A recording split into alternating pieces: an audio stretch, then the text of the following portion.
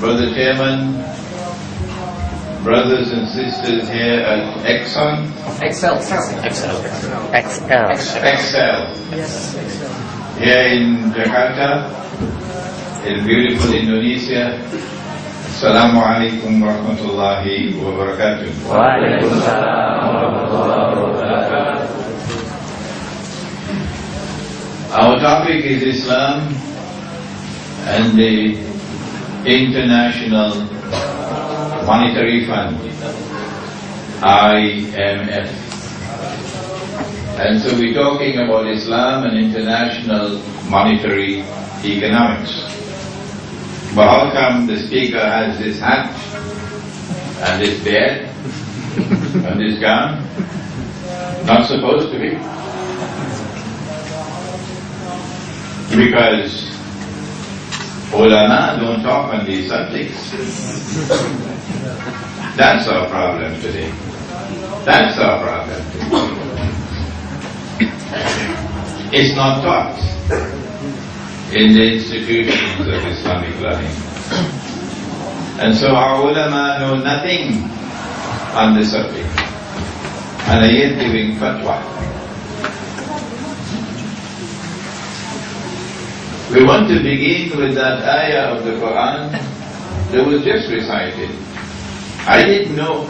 I don't know how he knew I was going to recite that ayah. It's a good sign. بعد أعوذ بالله من الشيطان الرجيم ولن ترضى عنك اليهود ولن ترضى عنك اليهود ولا النصارى حتى تتبع ملتهم. صدق الله العظيم. Surah Al-Baqarah. And they will never be satisfied, never be content, will never rest until they get you to follow them, to follow their way. Who? The Jews and the Christians will never be content, will never rest, will never be satisfied until they get you to follow them wherever they go. Is this applicable to all Jews? Can this be true of all Christians? There is a lazy man's methodology of studying the Quran. And the lazy man's methodology is to take one verse in isolation. And then you end up with rubbish on your face. The proper way to study the Quran is different. Let us introduce you to the proper way.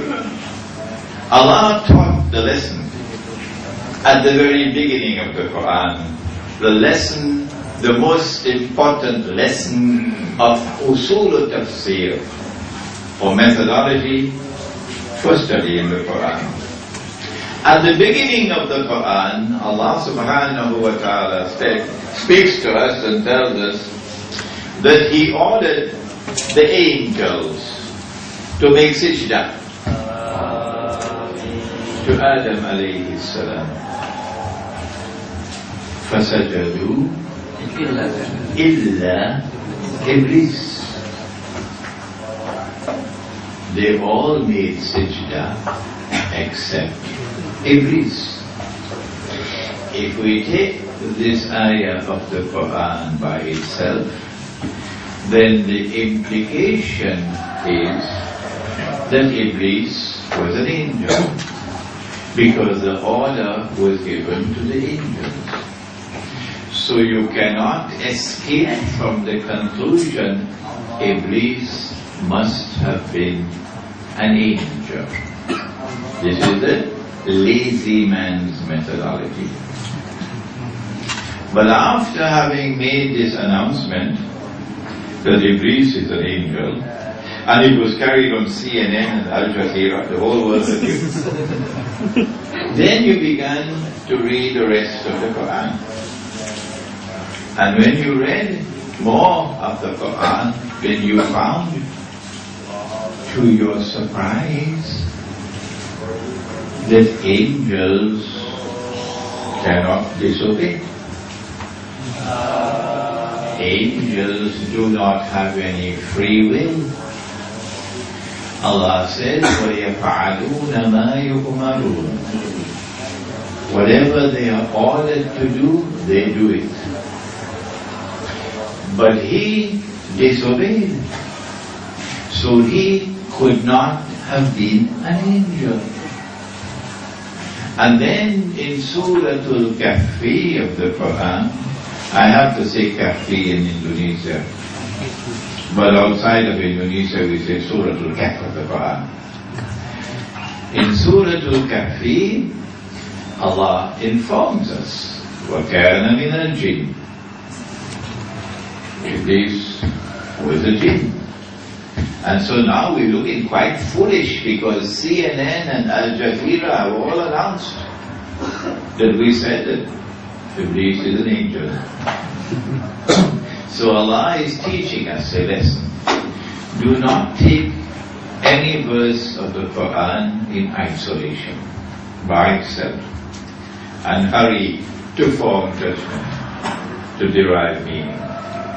Rather take all the verses of the Quran pertaining to a topic and study them all together to make a meaningful whole, a harmonious whole, because there are no contradictions in the Quran. So you have to bring whatever data you collect has to come together as a meaningful, harmonious whole. Then, and only then, will you be able to get the meaning of the verse.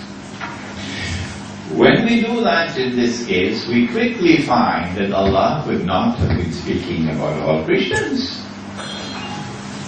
Not all Christians are going to behave in this way, that they will never rest, never be satisfied until they get us to follow their way.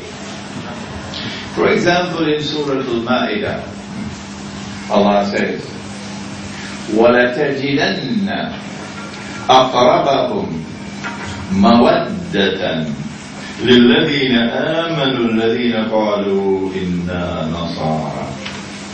That you will most certainly find in time to come that those who will be closest to you in love and affection will be those who say we are An-Nasara, Christians. That's not the way of life. Love and affection cannot be combined with getting us to follow their way.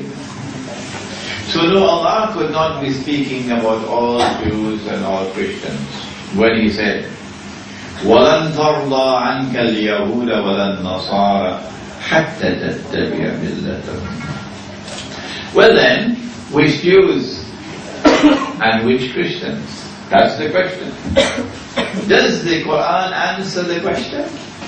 Yes, it does. If we do our homework,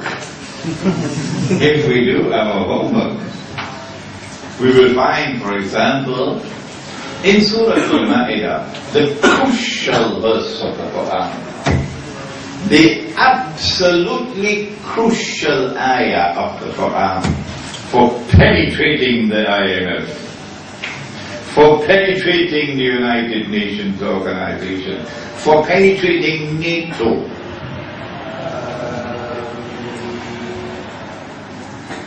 Ya ayyuhalladhina amanu, O you who have faith in Allah, لا تتخذوا اليهود والنصارى أولياء.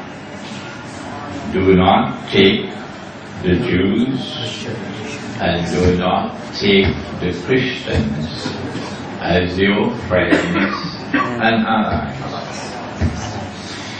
It is interesting. If you go and look at all the tarjuma of the Quran, translations, and even when you go to the tafsir in Arabic, it will be interesting to you to find out what do they say about this ayah. That's your homework. Do not take the Jews and do not take the Christians as your friends and allies. Allah could not be speaking about all Jews and all Christians. No. Well then, which Jews and which Christians? The answer is right there in the words which follow. The answer is there in the words which follow. بَعْدُهُمْ أَوْلِيَاءُ بَعْضٍ. Meaning, do not take such Jews and such Christians as your friends and allies, who themselves are friends and allies of each other. In other words, the Quran is anticipating that a time is going to come, which of course has already come. A time is going to come when this is going to happen. There is going to be a mysterious reconciliation between some Christians and some Jews, and a Jewish-Christian friendship will emerge, and a Jewish-Christian alliance will emerge.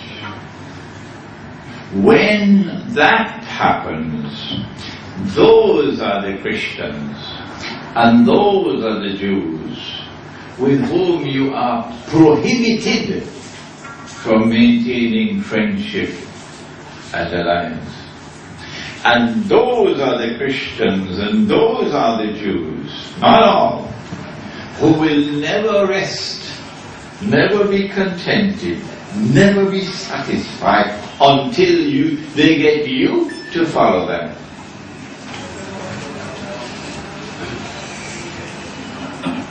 What would be the price that we pay if we defy the Quran, if we disobey the Quran, if we take the Quran and put it behind our backs? The answer is there in the words which follow. وَمَن يَتَوَلَّهُمْ مِنْكُمْ. Whosoever from amongst you agrees to follow them, because they want you to follow them. They will never be satisfied until they get you to follow them. But whosoever from amongst you turn to them, become their friends, become their allies, follow them, enter into their embrace, the price you will pay is that you lose your Islam. You now belong to them. Allah no longer recognizes you as a Muslim. وَمَن يَتَوَلَّهُمْ مِنْكُمْ فَإِنَّهُ مِنْهُمْ. These are simple words in Arabic that you should easily be able to understand. وَمَن يَتَوَلَّهُمْ مِنْكُمْ فَإِنَّهُ مِنْهُمْ. Whosoever from amongst you turn towards them with friendship and alliance, following them, entering into their embrace, you now belong to them. You are no longer a Muslim. إِنَّ اللَّهَ لَا يَهْدِي الْقَوْمَ الظَّالِمِينَ. Surely Allah does not provide guidance for a people whose trademark is zulm. Their trademark is they are a people of zulm, of wickedness. Has that alliance come into being? Yes, it has. Yes, it has. Today, it is known as the Judeo-Christian Zionist Alliance. But before the Zionist movement was established, it was still there, before. For example, when the Pope in Rome started the Crusades, which of course were European Christian wars. Other Christians never joined in it. When the Pope in Rome started the European Jihad, Crusades, guess who financed the Crusades? The Jews. So the Jewish-Christian alliance was already there in the making long before the Zionist movement was established. It is this Jewish-Christian alliance which overturned European Christendom. Europe, which had a political system which believed that political authority emerged from above, that it was Allah who legitimized you as king or emperor, and that the Pope was Allah's representative on earth. So the Pope would have to crown you for the people to accept you as king. This was Europe when it was Christendom. And then came the attack from the Judeo-Christian alliance. And European Christendom died and was buried. And modern Western secular civilization emerged out of its ashes. They did it. When modern Western secular civilization emerged, it emerged with an agenda to rule the world. The whole world. Every square inch of the world. The land, the sea, the air. Western civilization wants to take control of the whole world. There's a book I want you to read.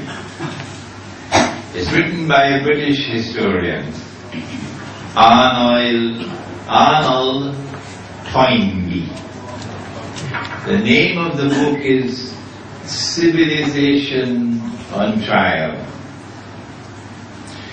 Go to Google and type the name, Civilization on Trial. You'll get the book. It was published in the 1940s. And in that book you will see where Toynbee says that modern Western civilization has this agenda to take control of the whole world. Political control, economic control, military control of the whole world. When you find that passage, translate it for me into Bahasa. And then put it on the internet for the Indonesian people to read. Why do they want to rule the world? What does this have to do with the IMF? You understand the subject already? I don't need to do the rest of the lecture. Modern Western civilization considers themselves to be the chosen people. What? The chosen people? Yeah. The Jews say we are the chosen people. We are the superior people. All the rest of mankind are the Gentiles. A prophet, in order to be a prophet, must be a Jew. Can't be a cockroach. And you, Muhammad sallallahu ta'ala alayhi wa sallam, you're not a Jew, you're an Arab. How could an Arab ever be the equal of a Jew? Are you nuts? Huh? You got peanuts in your head. An Arab could never be the equal of a Jew, because we are the chosen of the Lord. To which Allah responds in the Quran, إِن زَعَمْتُمْ أَنَّكُمْ أَوْلِيَاءُ اللَّهِ مِن دُونِ النَّاسِ فَتَمَنَّأُوا الْمَوْتَ إِن كُنتُمْ صَادِقِينَ أو كما قال. If you indeed believe that you are the chosen people, to the exclusion of all the rest of mankind, well, why don't you desire death? Surah? Oh, you got homework to do. Surah Al-Jum'ah. Allah responds to this lie. And so modern Western civilization emerged on the stage of history with this arrogant claim that we are the special people. We are the elite of mankind and all the rest are natives. So we got to civilize these natives. And they're still doing it. Because the natives are now celebrating Christmas. Oh yes. And the natives tomorrow will be celebrating Halloween. Here in Jakarta. Yes. And they're going to be having Thanksgiving here in Jakarta. When that happens, get on your motorbike or get on your motor car and head for Kampung. Leave Jakarta to celebrate Christmas. And then they went with their armies and they conquered the whole world. They colonized the world, including Indonesia. But the Indonesians gave them a hard time. They had to take the leaders of the Indonesian Islamic movement and ship them to Cape Town. It was so hard. Everywhere else where the British went, the natives are speaking English. Where the French went, the natives are speaking French, sometimes better than the French themselves. But when they came to this Indonesia, the Indonesians wouldn't give up their language. And if you find an Indonesian speaking Dutch today, then I want to send him with a one-way ticket to the moon.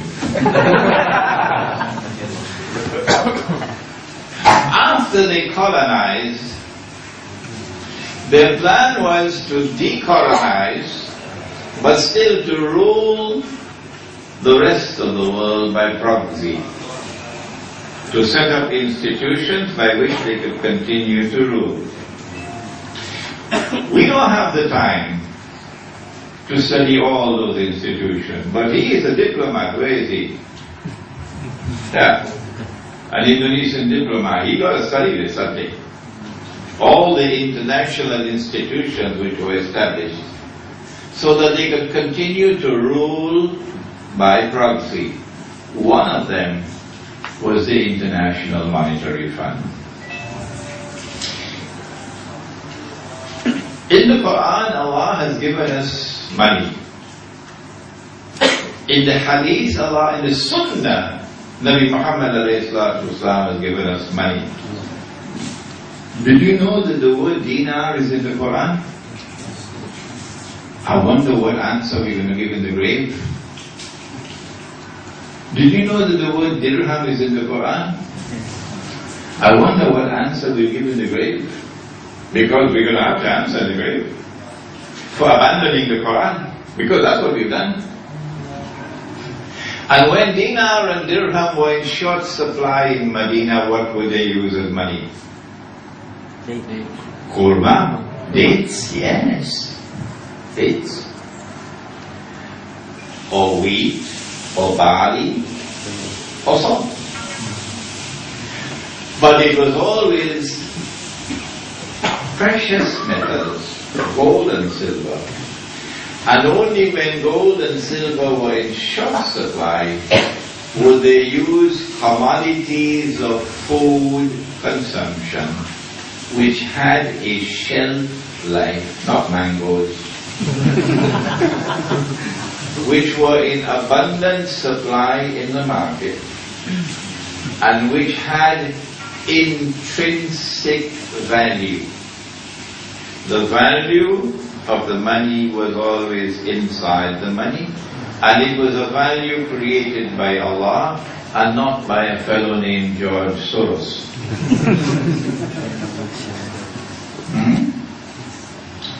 This is money in Islam. And this money remained in Java until the Judeo-Christian alliance colonized it.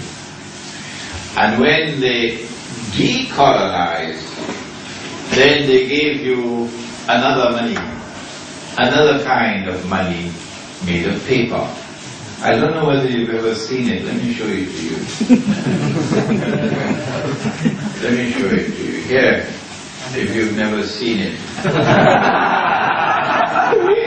Paper. Made of paper. And they say, this is money. The Judeo-Christian alliance. And Allah says, وَلَنْ تَرْضَ عَنْكَ الْيَهُودَ وَالنَّصَارَ حَتَّى تَتَّبِعَ مِلَّتَهُمْ.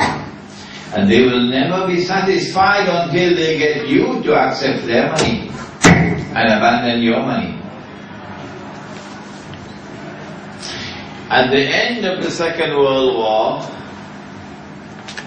when they were winning the war, in 1944, I was born in 1942, so I was already 2 years of age. They gathered all the world together, those who were winning the war, in an international conference in upstate New York in a place called Bretton Woods. He has to study the subject very well as a diplomat. And in Bretton Woods they fashioned something called an international monetary system. Never had a subject like that in history before. Monetary economics did not exist. No, because there was only one money. Gold dinar and silver dirham. That was the money of the whole world. But from 1697, I think, when the Bank of England was established, then they began to experiment with this in Europe.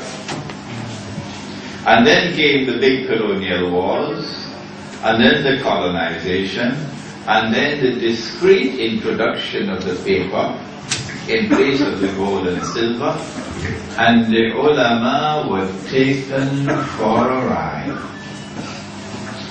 Our ulama failed and failed miserably to understand what was happening.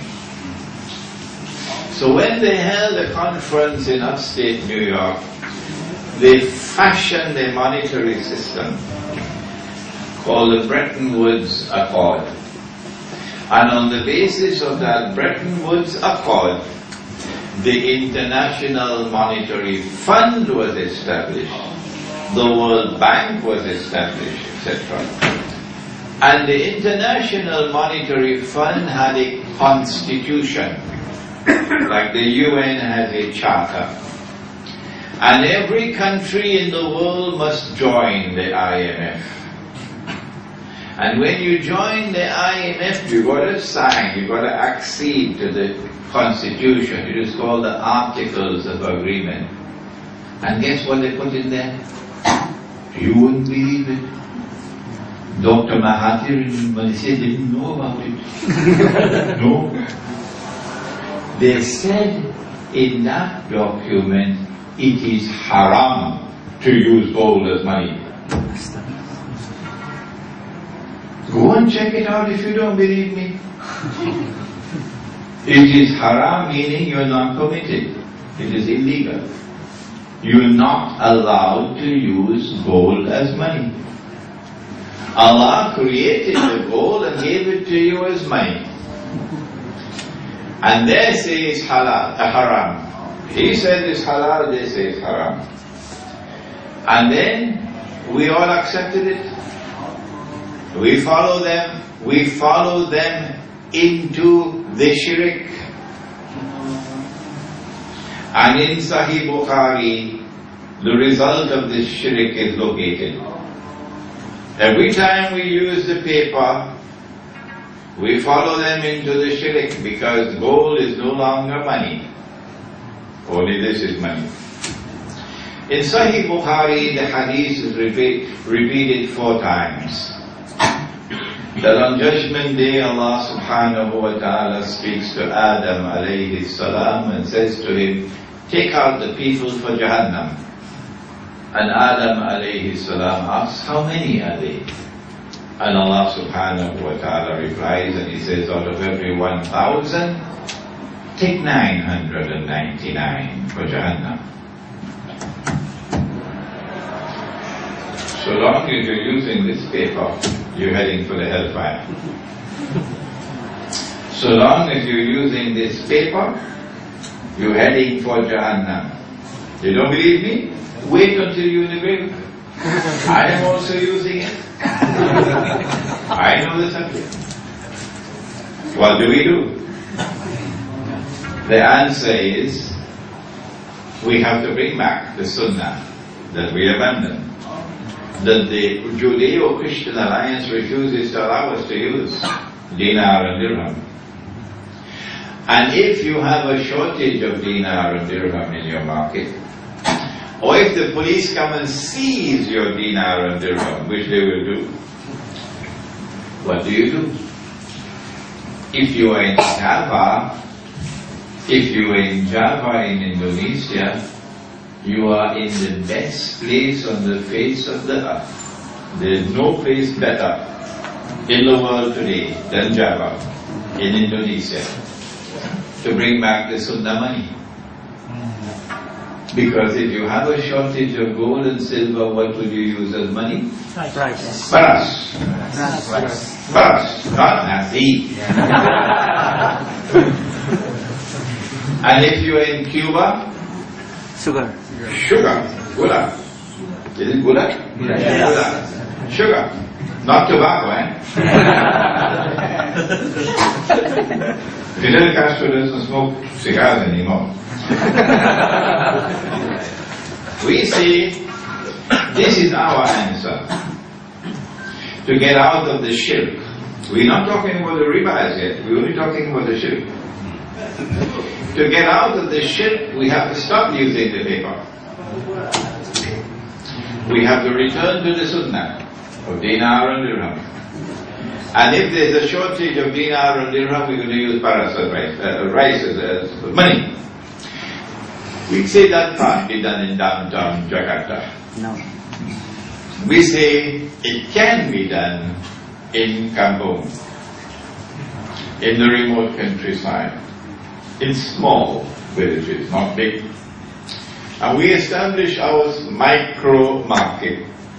And in these micro markets, we make the effort. And that is all that Allah asks of us, to make the effort. اتقوا الله ما استطعتم. Surah Al-Taghabun. Fear Allah to the extent that you have capacity to do so. So at least make the effort to bring back the sunnah that we have abandoned. When they established the IMF, not only did they make dinar haram, and by implication dirham haram, and therefore made haram what Allah made halal, which is shirk. They did more than that.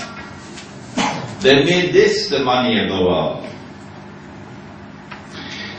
They wanted that the United States of America should rule the world. Prior to this, Britain was the ruling state, and the world witnessed Pax Britannica, and the sterling pound was the international currency. But now the time has come for the United States to take over from Britain. So Dajjal will move into stage 2. You know, he has 3 stages. Yawmun kasana, Yawmun kashaha, Yawmun Terjemah. If you don't understand what I'm talking about, get my book, Jerusalem in the Quran. Alhamdulillah, we have it in Bahasa. It's translated into Bahasa. Once you can get it through the Indonesian customs, you can get it here. That's your problem, to get it through the Indonesian customs. So just stay in touch with me by email. I can ship it to you from Malaysia. Or I can give you permission here to print it. Right here. It's already published, it's already translated into Bahasa. Dajjal passes through 3 stages before he will appear as a human being. My analysis led me to the conclusion that stage 1, Britain becomes the ruling state. I never said that Britain is Dajjal. Don't you ever say that. I said that in stage 1 of Dajjal's mission, Britain becomes the ruling state. And the sterling pound becomes the international currency. But there's still the convertibility to gold. The sterling pound was even in a gold coin. The sterling pound was a gold coin. And there was also a sterling pound in paper, convertible. And then in stage 2, the United States has to take over from Britain.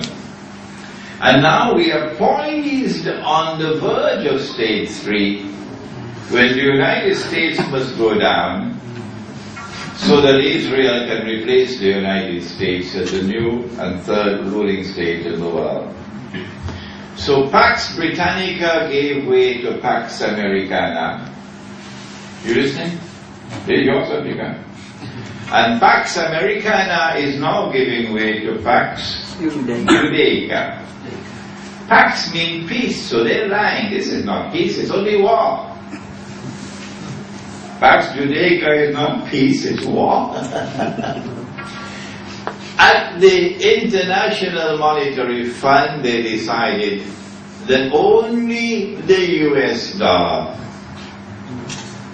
would have any integrity, meaning that the US dollar had a link with gold, that it was convertible into gold, or to use the technical term, you could redeem it for gold. At what rate?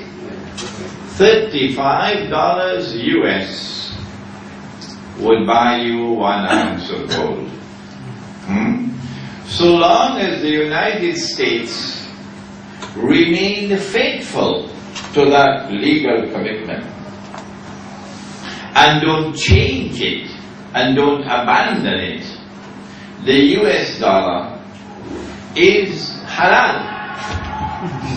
Halal because it is functioning as a check.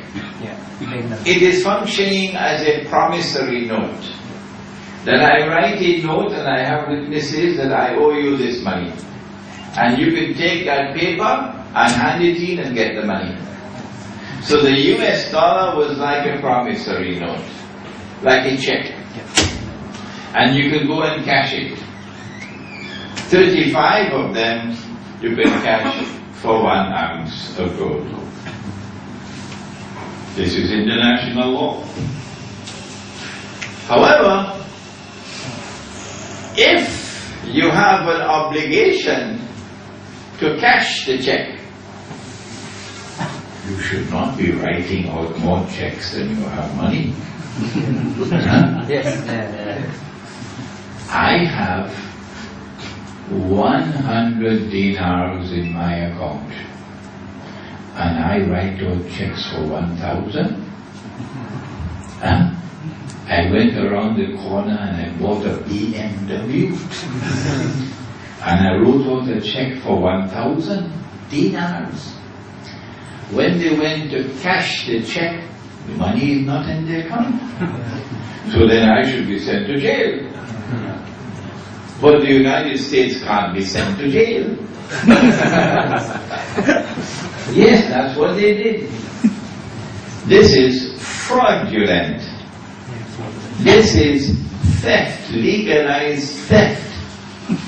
A people of morals and integrity don't behave like this. Only crooks behave like this. That you write out more checks than you have money in your account. So they printed more US dollars than they had gold.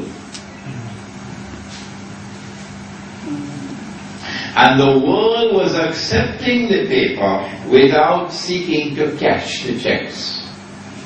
If they had attempted to cash the checks, then the bank would bust. But nobody attempted to cash the checks. They did something else. They said only one paper, only one, would be redeemable in gold, that's the US dollar. So that the US dollar will become the king currency, the international currency. So the United States will be recognized as the ruler of the world. What about all the rest of the paper of the world? The rest of the paper of the world had no link with gold. None.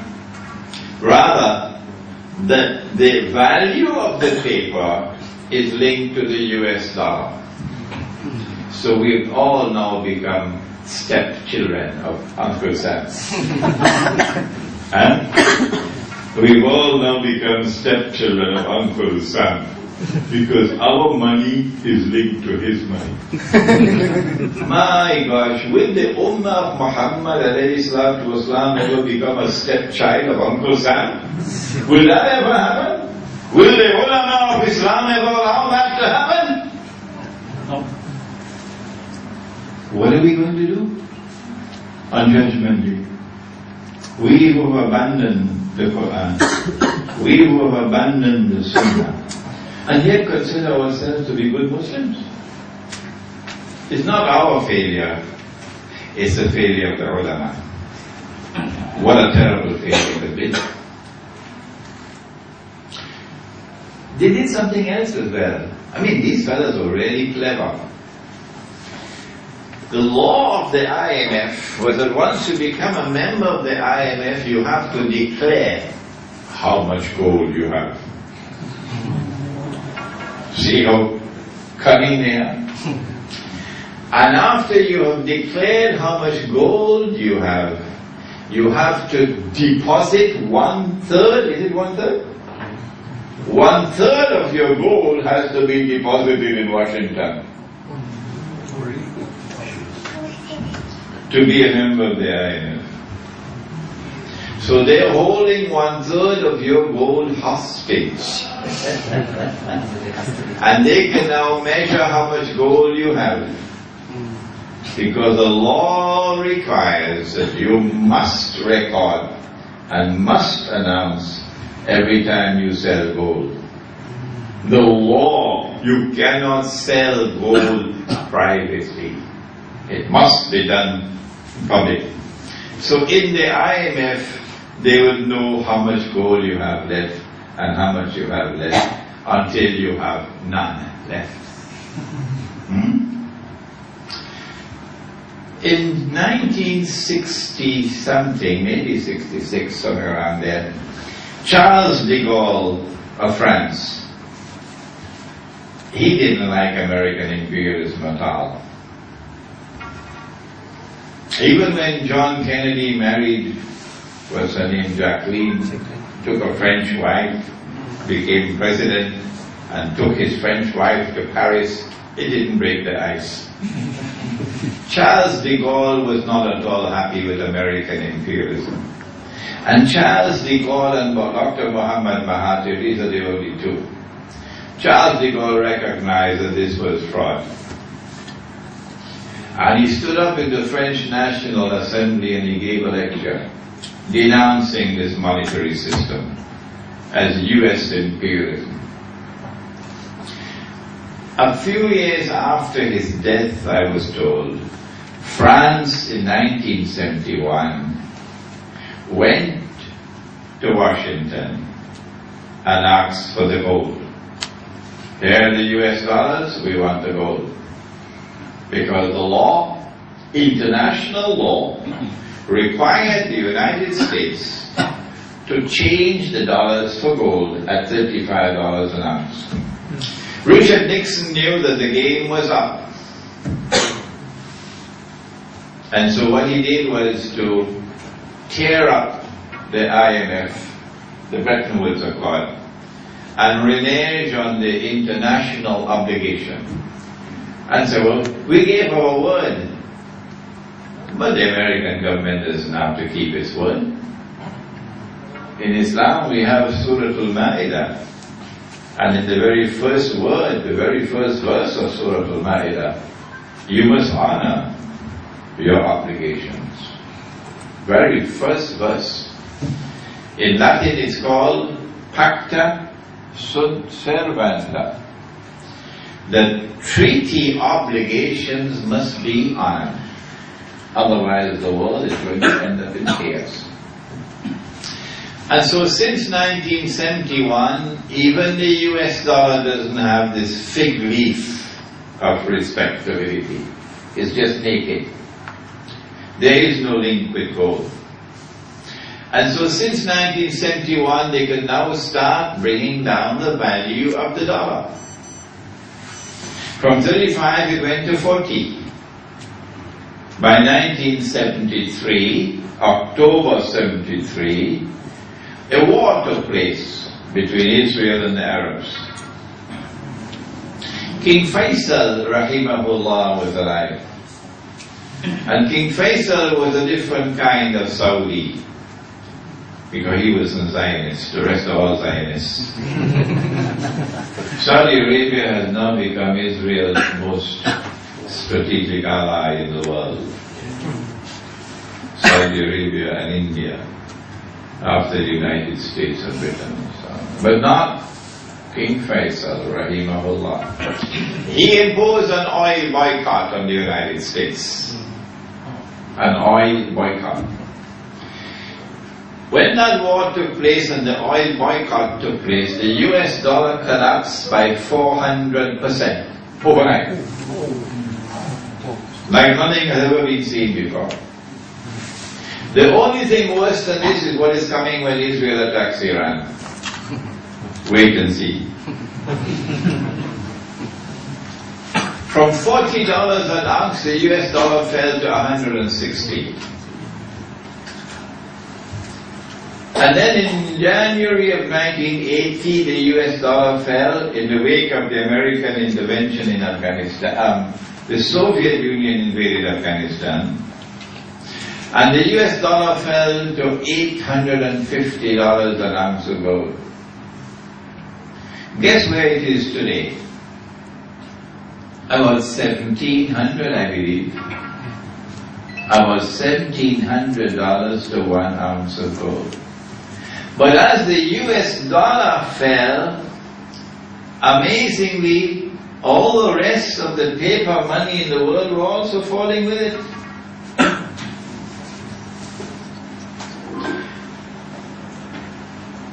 There are some paper money that are called hard currencies.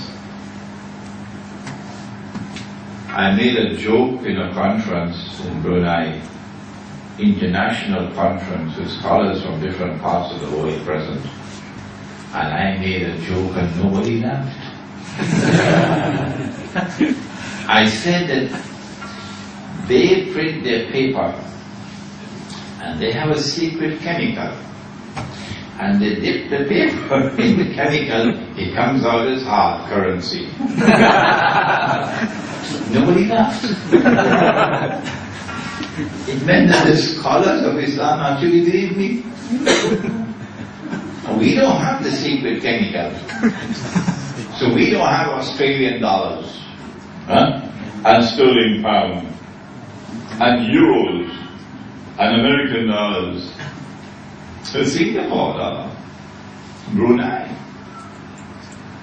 Well, our paper is not hard currency. And so as the dollar went down, all the rest of the paper money in the world also going down with it. However, some are going down faster than others. When the Dajjal wants to punish you, your paper goes down faster than the rest. When you support the Dajjal, then your paper becomes hard currency. And that's how the system was used until where it is today. At this moment in time, they don't need the paper anymore. So what they did is that they themselves are bringing down the US dollar. It is a controlled demolition of the US dollar that is being done by the Zionists. The US dollar has now reached that stage where it is essentially dead, but it is kept alive in the ICU, intensive care unit of the hospital. But even there they won't be able to keep it alive once Israel attacks Iran. And the Israelis know it, that in attacking Iran they're going to destroy the United States. They know it. Because the price of oil is going to shoot up out of the roof. The price of gold is going to shoot up. But it's not the price of gold that's going up, you dumb dumb. It's the value of the paper going down, you dumb dumb.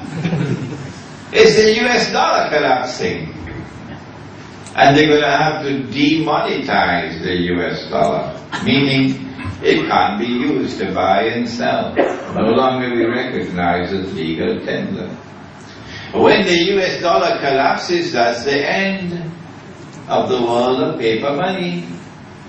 They don't need it anymore. Maybe paper money will survive as souvenirs of an age gone by, when there were so many donkeys in the world. And the new money will replace it.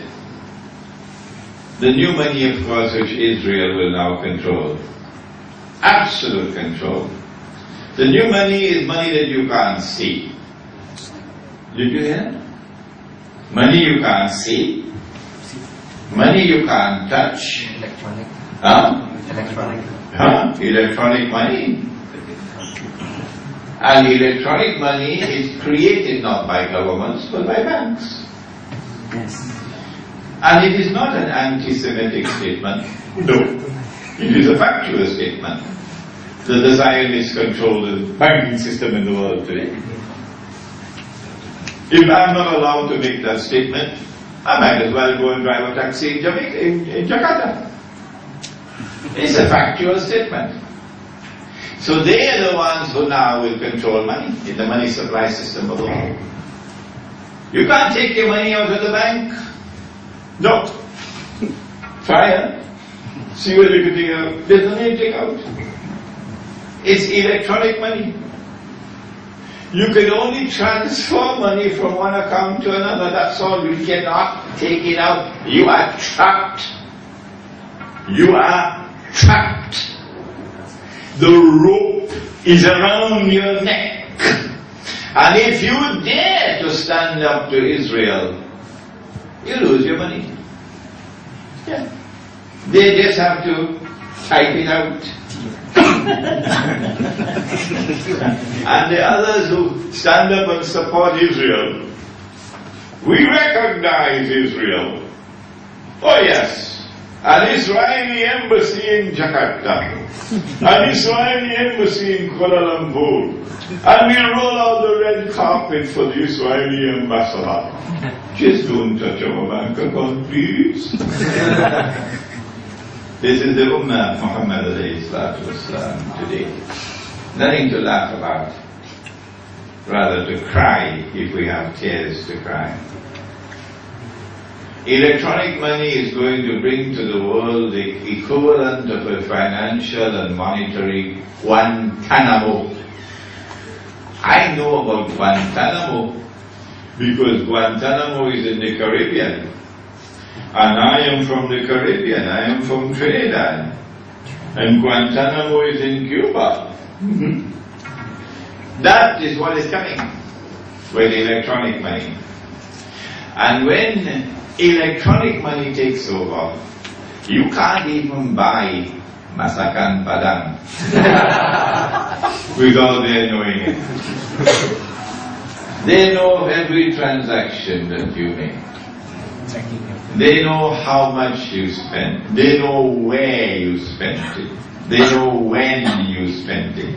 They know how much you have left in your account. Never before in history has there or will ever be a more spectacular success in reducing all of mankind to donkeys. Yeah.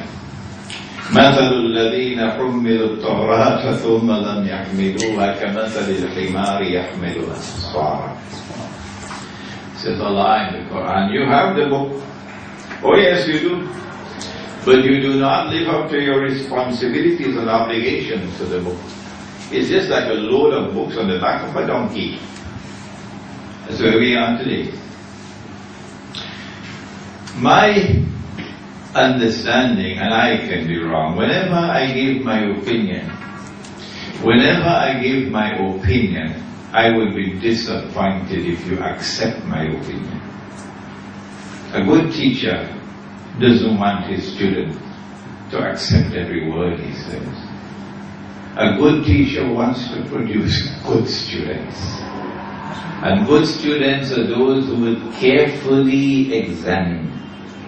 And only when they are convinced that an opinion is correct, only then will they accept it. So I can leave the world, the angel can come and take me away, knowing that I'm leaving behind students who are not donkeys. Who are not donkeys. My opinion is that probably they're going to wrap up the UN. They don't need it anymore. Probably they don't even need the IMF anymore when you have electronic money. Probably there's going to be only one currency in the world tomorrow. Only one.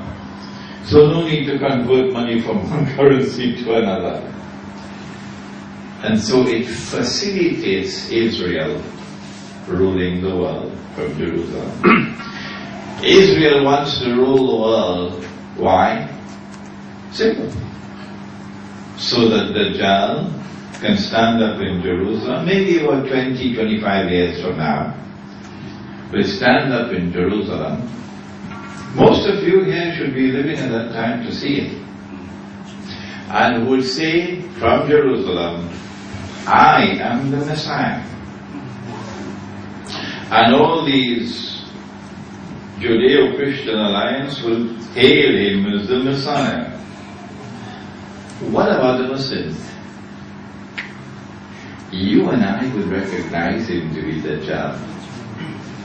And we'll say, you are not the Messiah, you are Dajjal and the sake of Dajjal. But unfortunately, there are brothers, and they are my brothers, and I don't speak disrespectfully of them.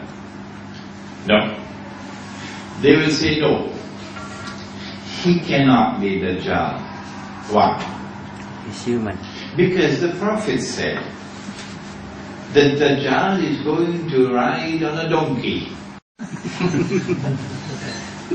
And the donkey will travel as fast as the clouds. And the donkey will have his ears stretched out wide.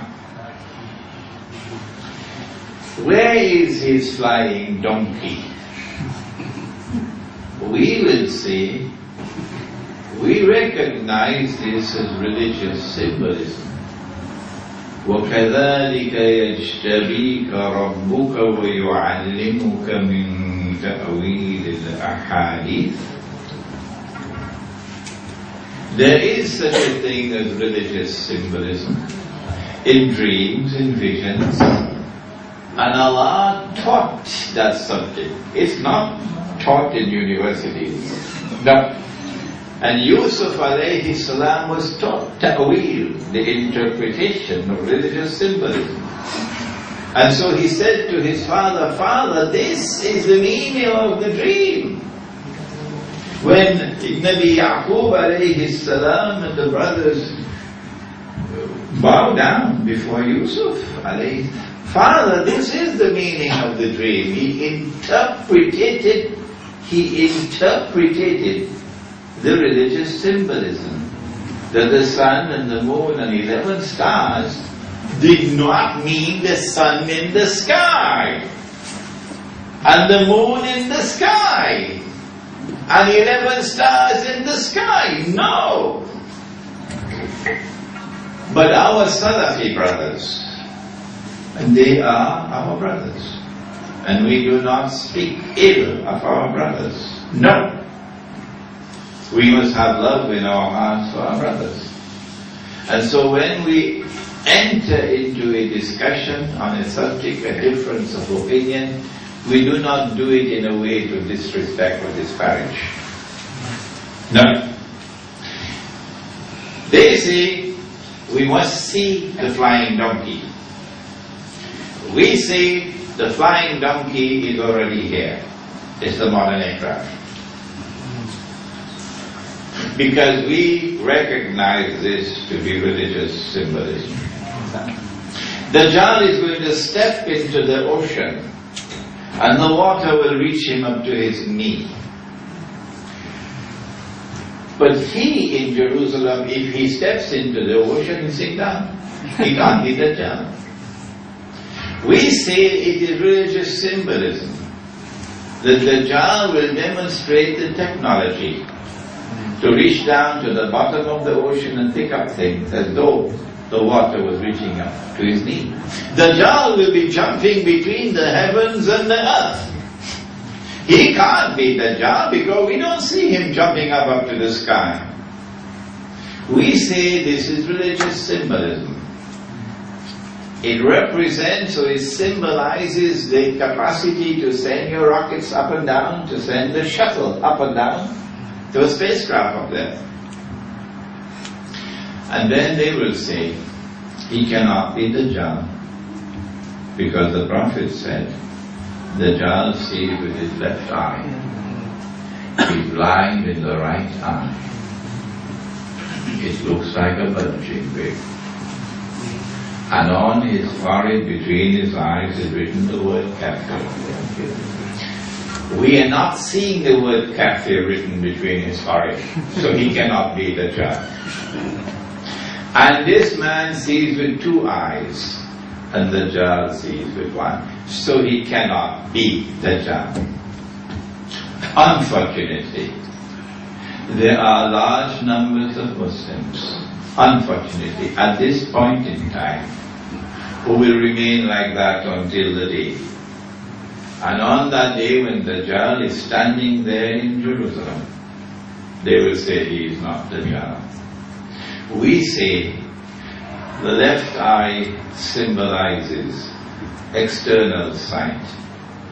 The blind right eye symbolizes internal blindness. If the heart cannot see, the Western cattle, Allah says they have eyes and yet do not see. They have ears and yet do not hear. They have hearts and yet do not understand. They're just like cattle. All those who follow Dajjal are going to be like cattle. Imran Husein is not speaking with arrogance now. No. This is not arrogance. Do they not remember? Why should I have to repeat and recall and remind? That in Sahih Bukhari, Nabi Muhammad ﷺ is reported to have said that Nabuwa or prophethood is comprised of 46 different parts. He said, after me nothing remains of Nabuwa or prophethood in the world except one part. There is one part of Nabuwah or prophethood still remaining in the world up to this day right here in Jakarta. What is it? He said it is Al-Mubashirat. They asked what is Al-Mubashirat? He said Ru'ya Sadiqa. Ru'ya Sadiqa. It's when the heart can see. When the internal eye can see a vision. True knowledge comes. Knowledge doesn't come only from the Quran and from the Ahadith. No. Knowledge also comes directly to the heart. When Allah grants to the heart Ru'ya Sadiqa and Ru'ya Salihah, and that is the last remaining part of prophethood left in the world today. And in Surah Al-Kahfi, the Quran, Allah gave us the model of Khidr alayhi salam. وَعَلَّمْنَاهُ مِن لَدُنَّ عِلْمًا. Knowledge came directly to him from Allah. And if you want to find that man who is the most learned in the world in Akhirul Zaman, you got to go to Majma'ul Bahrain, the place where the two oceans meet. And may Allah bless Imam al-Badawi, rahimahullah, who interpreted as religious symbolism. The place where the two oceans meet is not Atlantic and Pacific. Imam al-Badawi says it is the ocean of knowledge externally acquired and the ocean of knowledge internally received. When these two oceans of knowledge come together and are harmoniously integrated, now you have the most learned of all men. Now you have the believer who will be able to see what otherwise cannot be seen. اتقوا فراسة المؤمن فإنه ينظر بنور الله. Fear the firasa of the mu'min, the wisdom that comes from internal intuitive spiritual insight. For when he sees with the nur of Allah. If we had that nur, we would not have failed with this paper. We would not be where we are today if we had that nur. They would not have taken us for a ride, and we would not be slaves in the world today. With our daughters as slaves in Singapore, cooking lahmul khinzir. Our daughters are working like a slave, and at the end of the month being paid 300 Singapore dollars. No Singaporean woman will work for that wage, none. She's a slave in Singapore. She's a slave in Malaysia. She's worse than a slave in Dubai and in Saudi Arabia. If we had nur, our daughters won't be slaves today. Shame on us. Shame on us. Shame on us. And so our subject on Islam and the International Monetary Fund is a wake-up call for a new generation of ulama who will study the world today using the Quran and using the Ahadith and using the nur that Allah sent with which to read and understand. رَبَّنَا تَقَبَّلْ مِنَّا إِنَّكَ أَنْتَ السَّمِيعُ الْعَلِيمُ وَتُبْ عَلَيْنَا يَا مَوْلَانَا إِنَّكَ أَنْتَ التَّوَّابُ الرَّحِيمُ بِرَحْمَتِكَ يَا أَرْحَمَ الرَّاحِمِينَ آمين. We have a little time for questions and answers. Yeah. Question and answers, maybe from the audience. If the sister wants a question, she could write it out properly. Just send a question up to me. Assalamualaikum warahmatullahi wabarakatuh. Beberapa hari yang lalu saya bertemu dengan Presiden Jerman Christian Wulff di UI. Beliau mengatakan bahwa negara Islam di seluruh dunia, ya saya juga nggak ngerti negara Islam yang mana itu. Negara Islam di seluruh dunia itu seharusnya bisa mengikuti jalan Indonesia dalam menjaga toleransi antar beragama. Pertanyaan saya, One question at a time. ya, pertanyaan saya,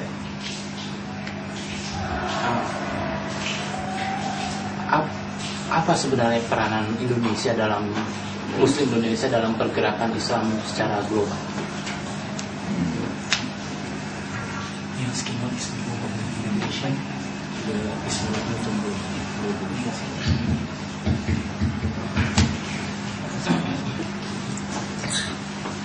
What is the role of the Indonesian Muslims? I cannot speak for those who abandon Allah and His Messenger and celebrating Christmas or New Year's. But those who remain faithful to Allah and His Messenger, what is your role? I have already answered that question. I said those of you who live in the island of Java, not Sumatra, Java, you have more favorable conditions in Java than anybody else to bring back Sunnah money. There are many in Java who are talking about dinar and dirham. I know about it. They're even minting dinar and dirham. I know about it. Why aren't they establishing markets? Why are they not establishing markets which will use dinar and dirham?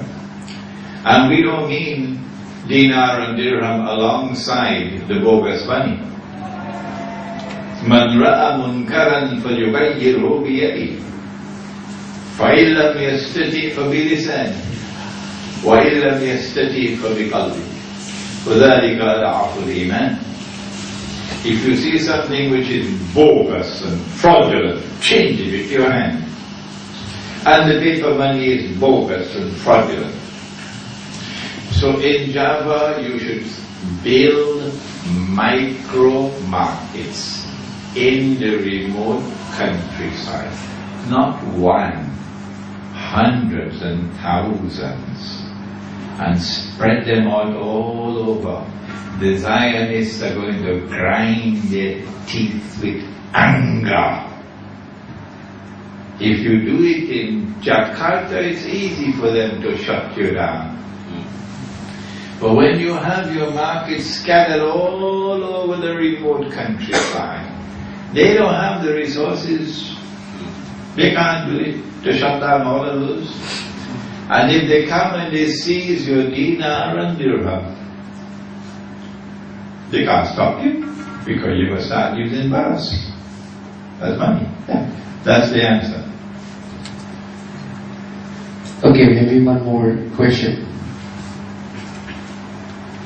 My name is Jati. I'm just curious. The biggest gold mine in Indonesia is occupied by the U.S. company that's called Freeport. I don't know, about 80 to 90% of Indonesians gold has in Freeport in Papua. So do you have any link with this fact? Wherever there is gold in the world, the Zionists seek to control it.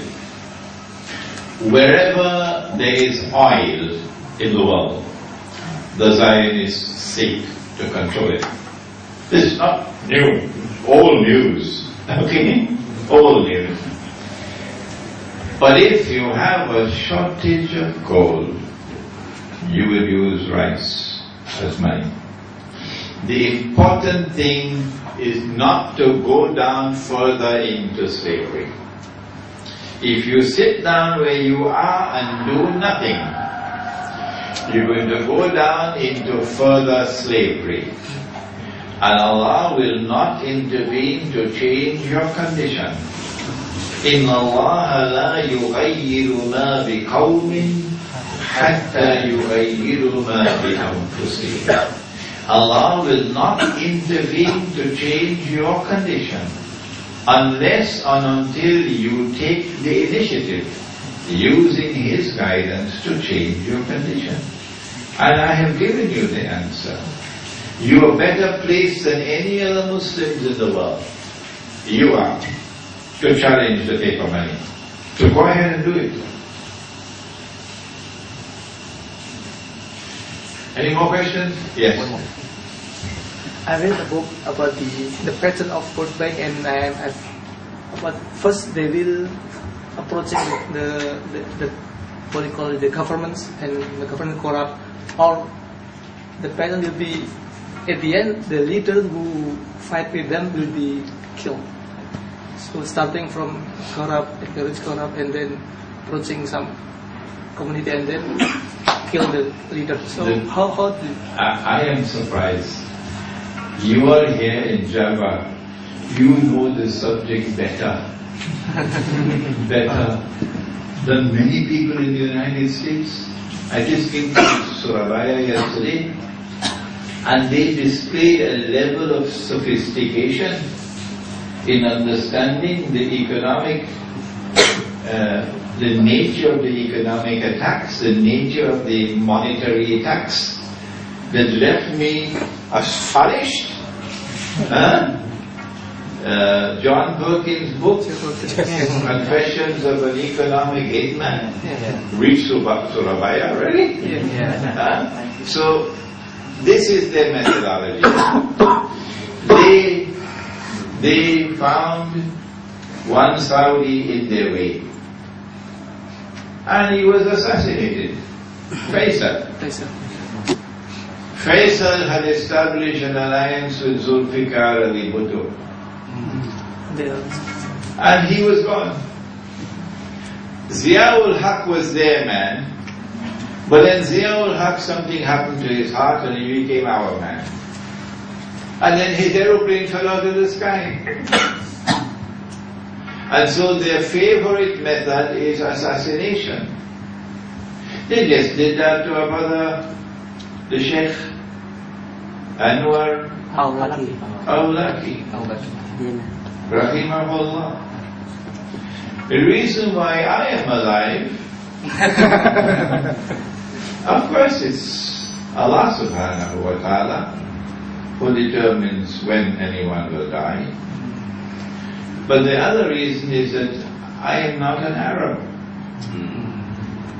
No. Had I been an Arab, I'd be dead already. Still tried to assassinate me already.